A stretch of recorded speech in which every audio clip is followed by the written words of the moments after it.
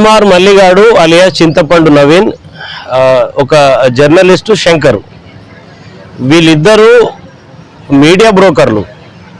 వాడు తీన్మార్ మల్లిగాడు అలియా చింతపండు నవీన్ ఏమో ఈ 9 ఏళ్లుగా ప్రజా సమస్యలను పక్కన పెట్టి కేవలం కేటీఆర్ విమర్శించడానికే వాడు పని కట్టుకొని వాడి మీడియా పనిచేసింది క్యూ న్యూస్.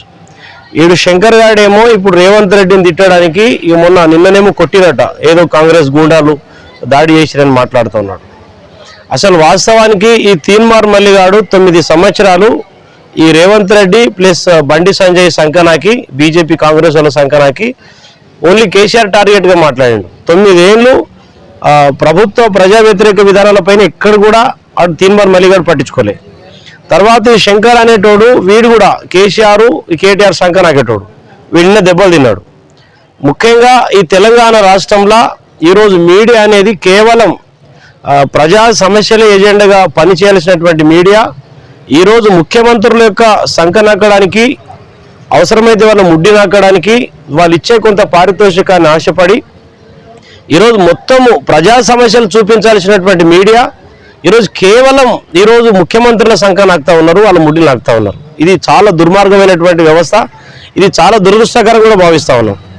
ముఖ్యంగా ఈరోజు కేసీఆర్ గారు ఆల్రెడీ ఓడిపోయిండు, కేటీఆర్ ఓడిపోయిండు, బీఆర్ఎస్ ఓడిపోయింది.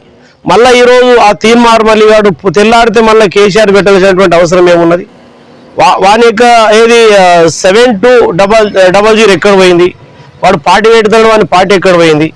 వాడు పాదయాత్ర చేస్తాడు, వాని పాదయాత్ర ఎక్కడ పోయింది? జైలు పోయినాడు బీజేపీ వాళ్ళ సంఘానికి. ఆనాడు బీజేపీ సభ్యతను తీసుకుని బీజేపీ పార్టీ చాలా గొప్పది, వీళ్ళు కాంగ్రెస్ వాళ్ళంత దొంగలని తిట్టినాడు. మళ్ళీ కాంగ్రెస్లో మొన్న మాట్లాడుకుంటే ఇప్పుడు టీఆర్ఎస్ తిడుతూ ఉన్నాడు. ముమ్మాటికి ఒకటి ఏంటంటే ఈ తీన్మార్ మల్లిగాడు వీడు కేవలం బీజేపీ కాంగ్రెస్ వాళ్ళ జోకుడు గాడు. తర్వాత శంకర్ గాడు అనేటోడు జర్నలిస్టు, వాడు ఏది బీఆర్ఎస్ పార్టీ కేటీఆర్ సంబంధించి జోకుడు గాడు. వీళ్ళంతా కూడా ముడ్డిలు నాకుంటా సంకలు నాకుంటా బతుకుతూ ఉన్నారు. ఈరోజు అసలు తెలంగాణ రాష్ట్రంలో వీళ్ళ పాత్ర ఏమున్నది? గరీబోళ్ళకు రేషన్ కార్డు వస్తలేవు, పెన్షన్ వస్తలేవు, తర్వాత ప్రభుత్వ స్కీములు అమలైతే లేవు, ప్రభుత్వ పథకాలు అమలైతే లేవు, ప్రజలకు ప్రభుత్వాలు మోసం చేస్తున్నాయి, ప్రజల సమస్యలకి ఈ విధంగా ఉన్నాయని చెప్పేసి వీళ్ళిద్దరిలో ఏ ఒక్కడు చూపిస్తలే. వాడు శంకర్ గాడు పొద్దున్న లేతే ఇక రేవంత్ రెడ్డి గాడు గీడు కాంగ్రెస్ పార్టీ అది ఇది ఇష్టం వచ్చిన లాంగ్వేజ్లో వాడు మాట్లాడుతున్నాడు.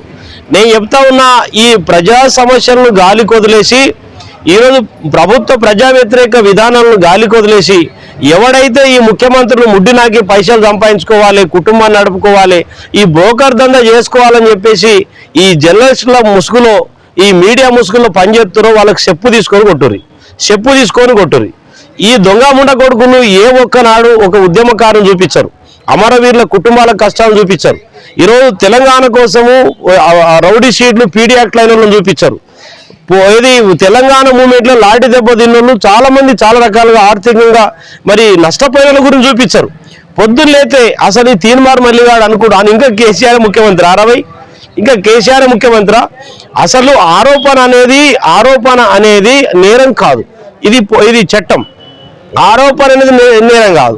మరి ఈరోజు టీఆర్ఎస్ బీఆర్ఎస్ లక్షల కోట్లు దోచుకున్నారు, 1000 ఎకరాల భూమి దోచుకున్నారు. మరి 7 తీన్మార్ మల్లి అంటే అటు చూపించాడు. ఈరోజు శంకర్ గాడు కాంగ్రెస్ పార్టీ, రేవంత్ రెడ్డి ఇది దొంగ పార్టీ, రేవంత్ రెడ్డి ఇట్లా అని మాట్లాడతాడు, ఈడేం చూపించాడు. కాబట్టి ముమ్మాటికి ప్రజా సమస్యల ఎజెండాగా పనిచేసే ఈరోజు ప్రభుత్వ ప్రజా వ్యతిరేక విధానాలపైన పనిచేసే మీడియాకే ప్రయారిటీ ఇవ్వండి. ఈ దొంగల యొక్క వాయిస్ ఎవడు వింటలేడు. ఈ కొడుకులు పొద్దున్న లేతే ఇప్పుడు ఈ తీన్మార్ మల్లిగాడు రేవంత్ రెడ్డి కాలు పట్టుకోవాలి, బీజేపీలో కాలు పట్టుకోవాలి, వాళ్ళ అవసరం తీరే వరకు వాళ్ళతో పని చేసుకోవాలి. ఈ శంకర్ అనేటోడు వీడు పొద్దున్న లేతే ఇది కేటీఆర్ సంకనాకాలే, కాంగ్రెస్ వాళ్ళు వ్యతిరేకంగా న్యూస్ పెట్టాలి. నేను ప్రజలకు దండం పెట్టి చెప్తున్న ఒక తెలంగాణ పోలీసు ఉద్యమకారుడిగా ఈ లుచ్చల న్యూస్ ఎవడు వినకండి, ఈ న్యూస్ అవాయిడ్ చేయురి, ఎట్టి పరిస్థితుల్లో వినకురి. ఈరోజు నేను ఇంకోటి చెప్తా ఉన్నా, కేటీఆర్లకు ఇట్లాంటి వెధవాళ్ళకు మీరు తయారు చేయకురి. ఈ శంకర్ అసుంటోళ్ళని టీఆర్ఎస్ పెంచుడు, లేకపోతే తీన్మార్ అసుంటోళ్ళని కాంగ్రెస్ బీఆర్ఎస్ వాళ్ళని పెంచుకున్నాడు. అసలు మీడియా పరువు తీస్తున్నారు. అసలు మీడియా అంటే ఏంది? అసలు మీడియా అంటే వన్ ఆఫ్ ద పిల్లర్. అది కూడా అసలు మీడియా అనేది ఈ తెలంగాణ రాష్ట్రంలో ఈరోజు ప్రజా సమస్యలు పరిష్కరించడానికి మీడియా రోల్ చాలా పెద్దది. ఆ దిశగా ఎవడు ప్రయత్నం చేయట్లే. ఈరోజు కాంగ్రెస్ పార్టీ ఈరోజు ఏది ఆ ఫాములు నింపించారు, దానికి సంబంధించి రెస్పాన్స్ ఏం రాలే, దాని మీద ఎంక్వైరీ కావడం లేదు. ఈరోజు 6 గ్యారంటీలో 15 పథకాలు ఉన్నాయి, ఆ ఒక్క పథకం కూడా ఇంప్లిమెంటేషన్ చేయట్లేదు. ఈ శంకర్ కానీ తీన్మార్ మల్లిక్ కానీ చెప్పు తీసుకొని కొట్టరు. ఈ కొడుకులు ఎక్కడ కూడా ఈ 6 గ్యారంటీల గురించి తీన్మార్ మల్లిక్ గారు మాట్లాడాలి. ఎవడైనా జర్నలిస్టు, ఈరోజు జర్నలిస్ట్ అనేటోడు ప్రజా సమస్యలను ప్రభుత్వం చూపించడానికి పనిచేయాలి. ఈరోజు ఒక తీన్మార్ మల్లిగాడు ఈ శంకర్ అనేటోడు తప్పితే మిగతా అందరూ కూడా బాగానే చేస్తూ ఉన్నారు, బ్రహ్మాండంగా చేస్తూ ఉన్నారు. కాబట్టి ఎవరైతే ప్రజలను చూపిస్తూ ఉన్నారో, ప్రజా సమస్యను చూపిస్తున్నారో, ప్రజా సమస్యలు ఈరోజు పేపర్లలో కానీ టీవీలో చూపిస్తున్నారో ఆ గాల న్యూస్ వినురి. చెక్క భజన చేసుకునేటోళ్ళు, వాళ్ళు ప్రచారం చేసుకునేటోళ్ళు, అరే నీ డబ్బా నువ్వు కొట్టుకుంటే ఎవడు చూస్తాడు రా భయ్? ప్రజల డబ్బా కొట్టుండ్రి, ప్రజల సమస్యల మీద మాట్లాడుండ్రి, ప్రజల ఇబ్బందుల మీద మాట్లాడుండ్రి. ఈరోజు రైతు బంధు 3 ఎకరాలకు ఇచ్చిండ్రు, మిగతాది ఇయ్యలే, దాని మీద మాట్లాడుర్రి. అంతేకాకుండా తర్వాత పాత టీఆర్ఎస్ వాళ్ళు ఇచ్చే పెన్షన్ రన్ అవుతున్నాయి 3 నెలలుగా, దాని మీద మాట్లాడుర్రి. ఈరోజు తెలంగాణలో బీఆర్ఎస్ పార్టీ పథకాలే కొనసాగుతున్నాయి, కాంగ్రెస్ ఏం చేస్తా ఉన్నదని అడుగుర్రి. ఈరోజు కాంగ్రెసే కాకుండా ఈరోజు బీఆర్ఎస్ పార్టీ వాళ్ళు కూడా ముఖ్యంగా ఒకటి చెప్తా ఉన్నా, తెలంగాణ రాష్ట్రంలో యువకులు ప్రభుత్వాన్ని ప్రశ్నించాలి, ఏ ప్రభుత్వమైనా పర్లేదు. మరి ప్రభుత్వాన్ని యువకులు ప్రశ్నించాలి, మీడియా కూడా చూపించాలి.